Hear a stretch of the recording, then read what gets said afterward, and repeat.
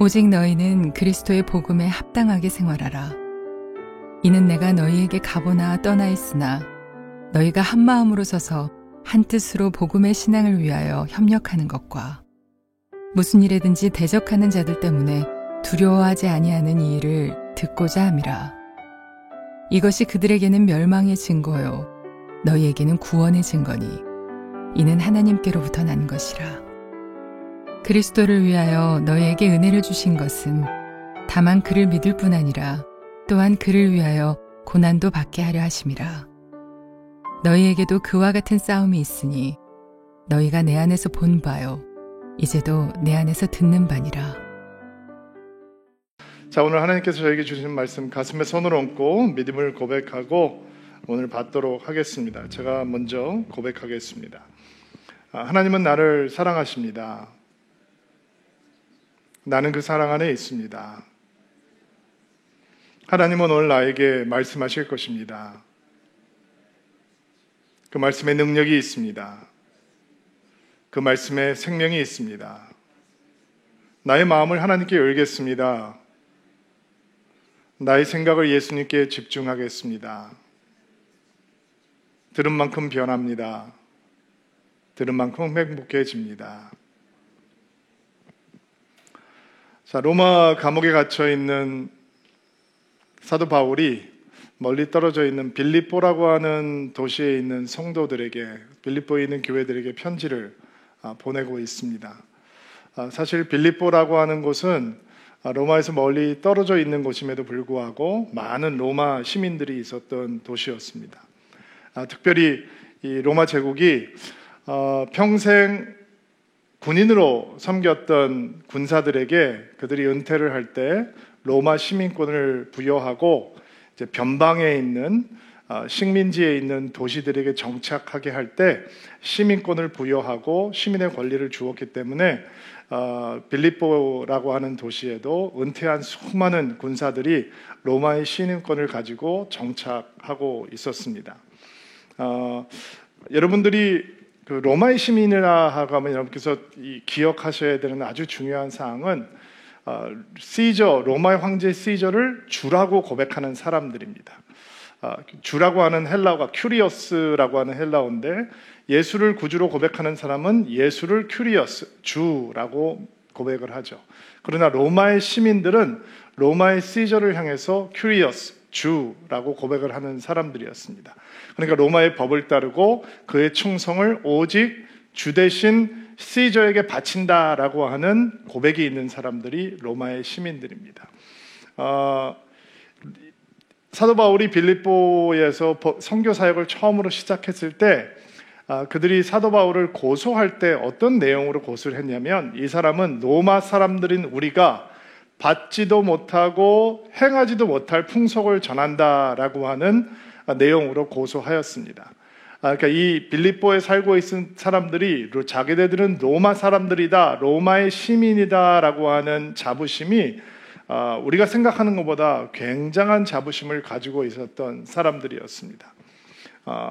이 사도 바울은 날 때부터 사도 바울은 이 로마의 시민이었기 때문에 그 로마 시민들이 가지고 있었던 자부심이 얼마나 특별한 것인지 그 자신도 누구보다도 잘 알고 있었을 것이고 빌립보에서 선교 사역을 감당하면서 이 빌립보라고 하는 도시 사람들이 가지고 있었던 로마의 시민으로서의 자부심이 얼마나 큰 건지도 잘 알고 있었던 것입니다. 또 빌립보라고 하는 도시가 로마에서 멀리 떨어져 있음에도 불구하고 로마 사람들보다 더 로마스럽게 살아가는 사람들이 있던 곳이 빌립보라고 하는 곳이었습니다. 사도 바울이 그 자부심의 뿌리를 알고 있기 때문에, 그런 문화의 뿌리를 알고 있기 때문에 이제 그런 자부심과 헌신이 로마 제국 혹은 로마의 시저를 위한 것이 아닌 그리스도 예수를 향한 헌신과 자부심으로 변화해야 된다라고 하는 것을 가르치기 위해서 그는 오늘 그의 서신을 통해서 예수 그리스도를 믿는 성도들이라면 당연히 시저에게 맹세하는 충성심을, 시저에게 보였던 헌심을, 그리고 시저에게 맹세했던 충성을 그리스도에게 충성하고 그리스도의 말씀을 따르고 그리스도의 법을 따르는 놀라운 삶을 살아갈 수 있어야 한다라고 하는 가르침을 시작합니다. 자, 27절 말씀을 한번 보겠는데요. 27절 말씀 한 목소리로 같이 한번 읽어보겠습니다. 시작. 오직 너희는 그리스도의 복음에 합당하게 생활하라. 이는 내가 너희에게 가보나 떠나 있으나 너희가 한 마음으로 서서 한 뜻으로 복음의 신앙을 위하여 협력하는 것과 오직 너희는 그리스도의 복음에 합당하게 생활하라. 이게 오늘 전체 말씀의 묵상을 기본이 되는, 베이스가 되는 말씀입니다. 사실 그냥 한번 읽고 지나치기에는 너무 아쉬운 말씀이죠. 여러분의 삶 속에, 여러분의 일주일 동안 묵상하는 생각 속에, 그리고 기도하는 말씀으로 붙들어야 되는 말씀입니다. 일주일 내내 살아가시면서 그리스도의 복음에 합당하게 생활하라, 그리스도의 복음에 합당한 삶을 살라라고 하는 말씀을 붙들고 묵상하고 기도하는 일주일이 되기를 바랍니다. 이 말씀이 무슨 뜻인가? 복음에 합당하게 생활하라. 이 생활하는 하라라고 하는 단어를 문자적으로 해석을 해보면 시민답게 살아간다, 시민처럼 살아간다, 시민의 의무와 책임을 다하고 살아간다, 이런 뜻입니다. 로마의 시민인 것을 자랑스럽게 생각하고 있던 이 빌립보의 시민들이, 빌립보 사람들이 로마 사람들보다 더 로마스럽게 살아가는 것을 자부심을 가지고 살아가고 있던 이 빌립보 교회 성도들에게 이보다 더 강력한 도전의 언어가 또 있을 수 있을까라고 생각할 정도로 사도 바울이 그들에게 던져주고 있는 도전의 언어는 정말 강력한 것입니다. 여러분들이 로마 시민인 것을 자랑스럽게 생각하고 있습니까? 여러분이 로마의 사람들보다 더 로마인들답게 살아가고 있다는 것에 큰 자랑스러움을 느끼고 있습니까? 그렇다면 당신이 오늘을 살아가면서 바로 천국의 시민인 것처럼 그에 합당하게 살아가십시오라고 하는 도전을 던지고 있는 것입니다. 말씀드렸던 것처럼 로마의 시민들은 시저를 주로 고백하는 사람들이라고 그랬죠. 그렇다면 당신들을 예수를 구주로 고백하는, 주로 고백하는 인생을 살아야 합니다. 로마의 시저의 통치를 기쁘게 받아들이고 있는 로마 시민들처럼 당신은 예수 그리스도의 다스림을 기쁘게 받아들이는 천국의 시민으로서 살아가야 됩니다. 로마의 충성을 맹세했던 로마 시민들처럼 당신의 헌신과 디보션은 오직 예수 그리스도를 향한 것이 되어야 합니다. 로마의 법을 따르는 것이 당연한 것처럼 당신들은 예수의 말씀을 순종하는 삶을 살아야 하는 것입니다.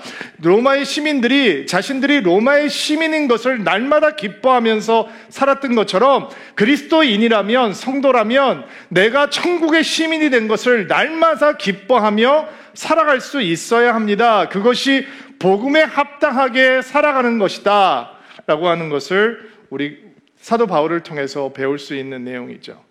복음에 합당하다라고 할 때 그 합당하다라고 하는 표현은 일치한다, 어울린다, 이런 의미를 가지고 있습니다. 그러니까 복음과 어울리는 삶, 복음과 일치하는 삶, 복음과 엇박자가 나지 않고 불협화음이 생기지 않는 삶, 이런 삶을 살아가라라고 하는 도전입니다. 목회를 하면서 성도들을 만나고 그들의 믿음의 이야기를 들어보면 가끔 이런 분들을 만나게 되는데요. 믿음의 베이스가 복음이 아니라 자신들이 경험한 것, 자신들이 경험한 이 교회 생활, 교회 문화, 혹은 이런 사람 저런 사람들한테 들었던 이야기들에 그들의 믿음의 기반을 세워놓은 것을 가끔 만나게 됩니다. 보게 됩니다. 믿음인 것 같은데 자세히 들여다보면 사실은 복음과 상관없는 종교적인 신념 정도인 경우가 있습니다. 그런 믿음으로는 복음에 합당한 생활을 살아가지 못합니다. 여러분, 복음에 합당하게 생활하십시오. 복음에 합당한 삶을 살아가십시오.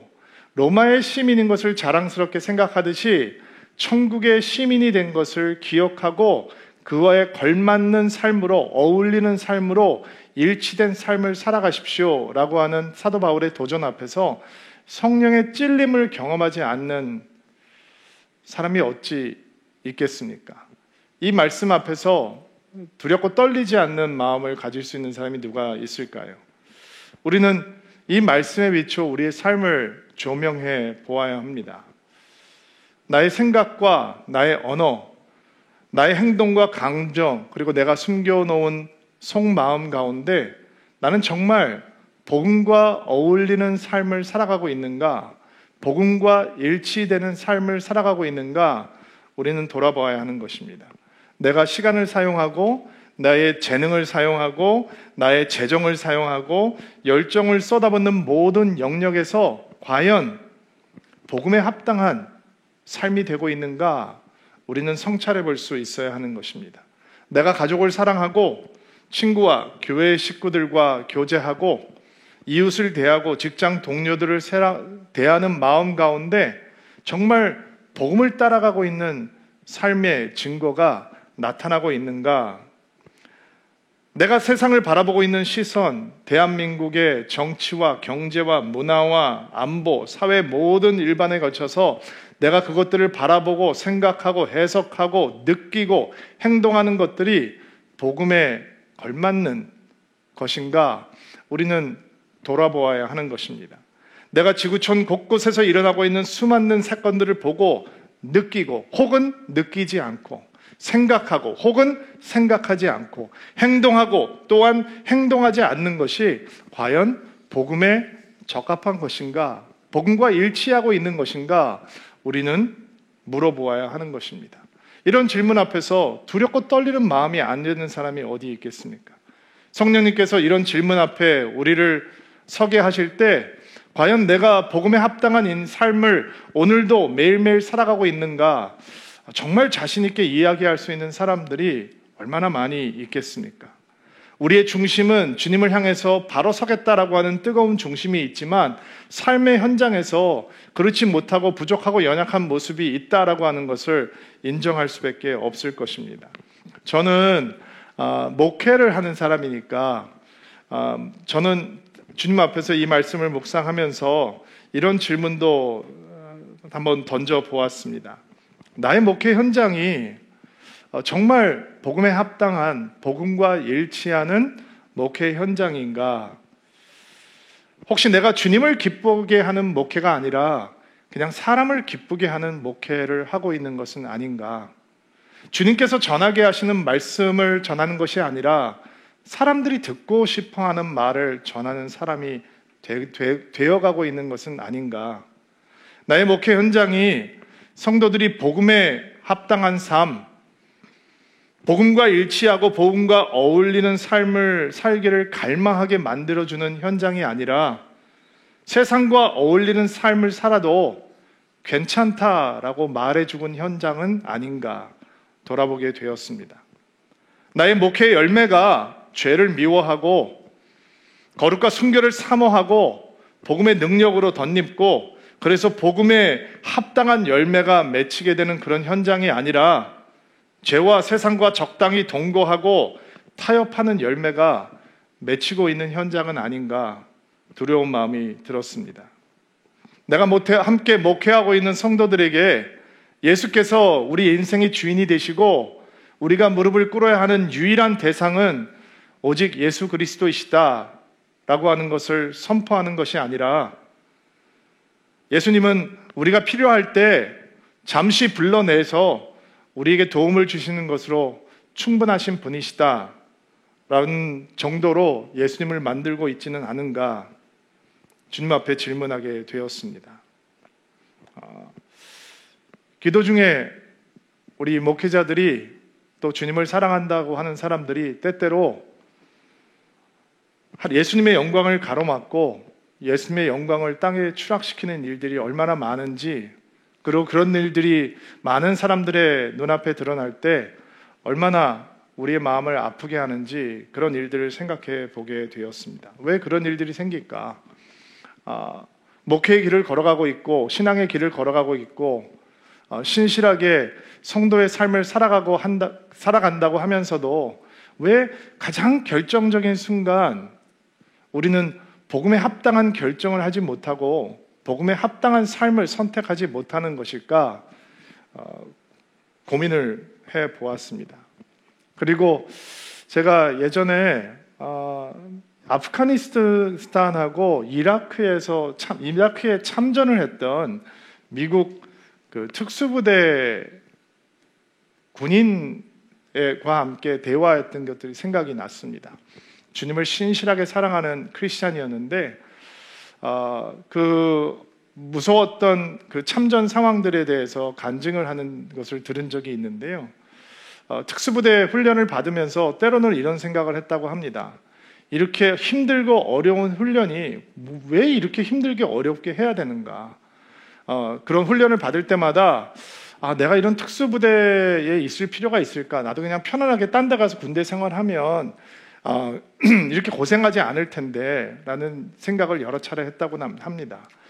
훈련에 들어가면 몸무게가 5kg, 10kg씩 줄어들어가는 것은 너무나 모든 사람들이 경험하는 것이고 이렇게 힘들게 훈련하는 게 과연 무슨 의미가 있을까 생각을 했었는데 그가 참전을 하고 실제 전투 현장에 들어가 보니까 그가 훈련해서 했던 모든 것들이 전투 현장에서 그대로 자기가 재현할 수 있었다라고 하는 간증을 들은 적이 있습니다. 훈련 현장에서 막 여기저기서 포탄이 터지고 그리고 포복을 하는데 머리 위로 이 조명탄들이 막 했을 때 무시무시한 상황이었는데 실제로 전쟁에 들어가니까 그런 상황들이 벌어지고 훈련에 했던 것처럼 똑같이 두려워하지 않고 민첩하게 모든 상황들을 대처할 수 있었다. 특별히 부상당했던 동료들을 구하기 위해서 자기의 목숨을 던지고 구하러 갈 때는 그것이 새로운 상황이 아니라 수십 번 반복했던 훈련의 상황들이 그를 그런 위기를 대처할 수 있는 용맹스러운 군인이 될 수 있도록 해주었다라는 얘기가 제 마음속에 깊이 남았습니다. 그리고 복음 앞에서 합당한 삶을 살아간다, 복음에 합당한 삶을 살아간다라고 하는 이 거대한 주제 앞에서 그렇게 살지 못하고 있는 크리스찬들은 결국 매일매일 아무 특별한 일이 일어나지 않는 일상적인 매일매일 가운데 복음에 합당한 삶을 살아가는 것을 배우지 못하고 있기 때문에 특별한 일이 생길 때도 여전히 복음계에 합당하지 못한 선택을 하고 있는 것은 아닌가라고 생각을 하게 되었습니다. 여러분, 제가 매일매일 특별한 상황이 아닌 평범한 일상 가운데 복음에 합당한 삶을 선택하고 복음에 합당한 일을 행하는 것을 연습해 놓지 않으면 나에게 정말 중요한 순간이 다가왔을 때, 나에게 특별한 상관이 다가왔을 때, 내가 꼭 복음대로 선택해야 되는 상황이 다가왔을 때 저는 절대로 그 선택을 할 수 없는 사람이 되어 있을 것입니다. 우리의 일상이 날마다 복음에 합당한 삶을 살아내는 연습장이 되지 않으면 우리는 특별한 순간, 긴급한 순간이 다가왔을 때도 복음에 합당한 삶을 선택하는 용기를 절대로 얻지 못할 것입니다. 사도 바울이 빌립보 교회 성도들에게 가르쳐주고 있는 믿음은 매 순간을 복음에 합당한 시민의 삶으로 살아내라라고 하는 도전입니다. 로마의 시민권을 가진 사람들은 내가 원할 때는 로마의 시민처럼 행동했다, 내가 불편할 때는 로마의 시민이 아닌 것처럼 행동하는 그런 사람들이 아니었습니다. 그들은 자기의 목숨을 잃을지언정 그것이 그 대가 지불이 자기의 목숨이 될지언정 자신들이 충성했던 그 로마 제국을 향해서 로마의 황제를 향해서 드렸던 충성에 걸맞는 삶을 살아놓겠다고 헌신되어 있는 사람들이었습니다. 그것을 너무도 잘 알고 있는 사도 바울이 복음에 합당한 삶이 어떤 삶이냐, 바로 그 로마의 시민들처럼 당신들이 천국의 시민이 된 것을 기뻐하고 이제 그 시민으로서 한치의 부끄러움 없이 매일매일을 살아가야 합니다 라고 하는 도전을 빌립보 교회에 있는 성도들에게 주고 있는 것입니다. 사실 이 복음에 합당한 삶을 살아간다라고 하는 것은 거대한 주제거든요. 이거는 정말 우리가 평생 공부를 하고 묵상을 해도 다 하지 못할 만큼 거대한 주제입니다. 그러나 지난주와도 마찬가지로 오늘 사도 바울이 저희들에게 주고 있는 본문의 말씀의 울타리 안에서 사도 바울이 우리에게 도전하고 가르쳐주고 있는 복음에 합당한 삶이라고 하는 것은 과연 어떤 모습인지 좀 찾아보면서 은혜를 나눠보려고 합니다. 27절 말씀을 다시 한번 읽을게요. 시작. 오직 너희는 그리스도의 복음에 합당하게 생활하라. 이는 내가 너희에게 가보나 떠나 있으나 너희가 한 마음으로 서서 한 뜻으로 복음의 신앙을 위하여 협력하는 것과. 자, 복음에 합당한 삶이란 것은 어떤 삶인가?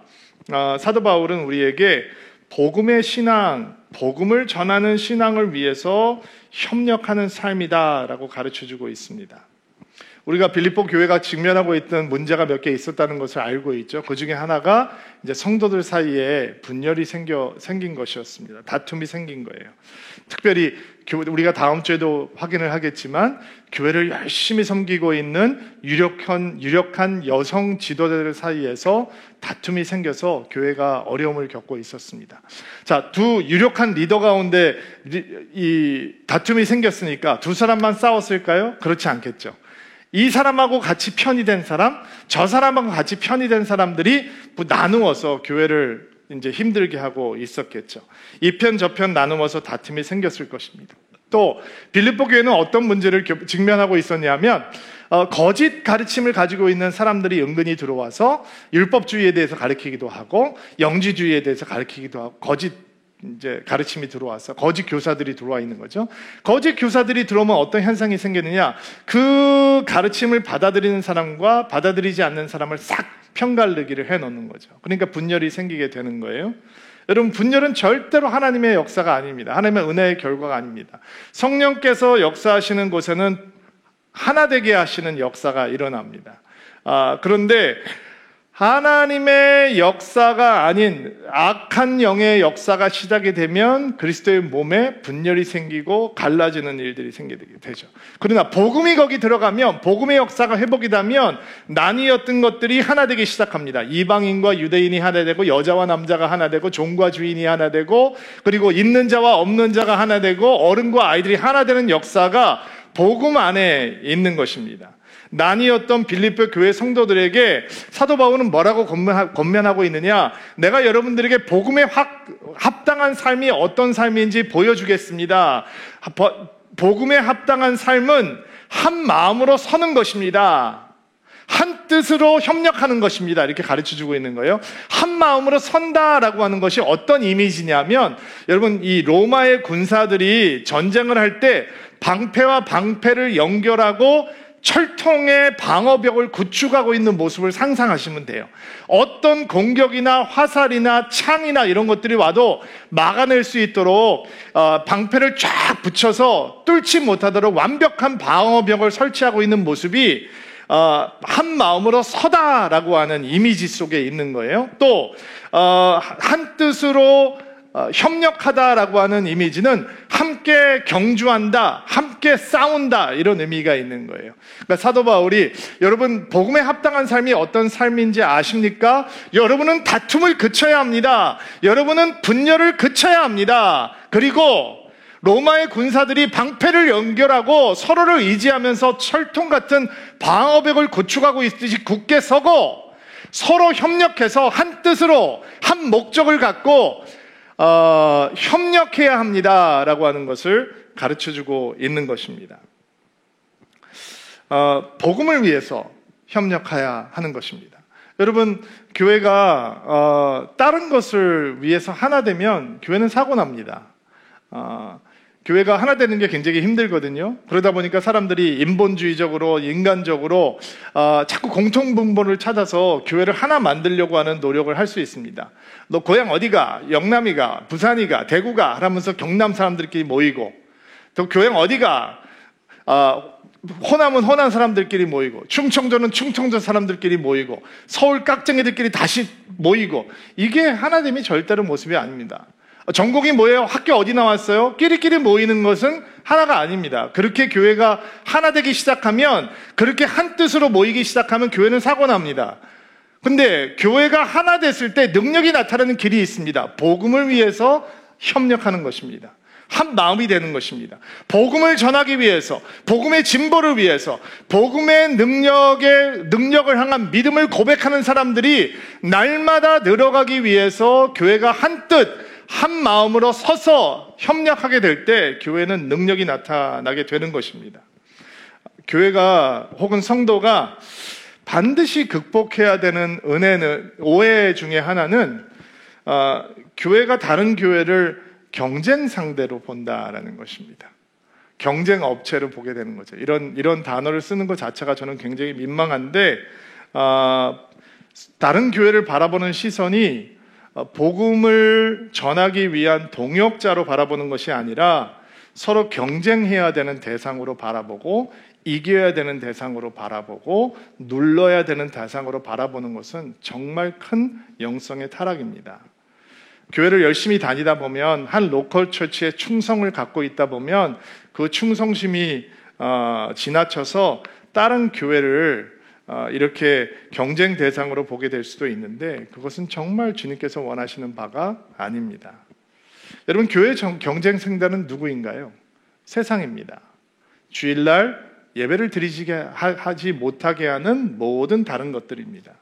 교회의 경쟁 상대는 예수님께 자신을 드리지 못하게 하는 그 모든 것들입니다.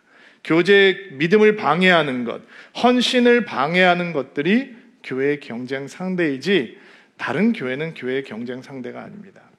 그렇다면 우리가 다른 교회를 경쟁 상대로 생각할 때 어떻게 될까요? 그들과 협력하고 동역해야 되는 형제요 자매라고 생각하지 않고 그들을 비난하고 그들의 목회자들과 그들의 교회를 폄하하게 되겠죠. 우리 교회보다 다른 교회가 부흥하면 배 아파하고, 그렇지 못한 우리 교회를 보면서는 답답해할 수 있겠죠. 모든 교회의 머리는 예수 그리스도이십니다. 모든 목회자들은 그분을 섬기는 종입니다. 모든 주의 몸된 교회는 주 예수 그리스도의 나라로 들어가는 작은 문들에 불과합니다. 그 문이 크다고 해서 교만하고 거만할 필요 없는 것이고, 그 문이 너무 작다고 해서 의기소침할 필요도 없는 것입니다. 큰 교회는 큰 교회의 역할이 있고, 작은 교회는 작은 교회의 역할이 있는 것입니다. 다 주께 충성을 하면 되는 것입니다.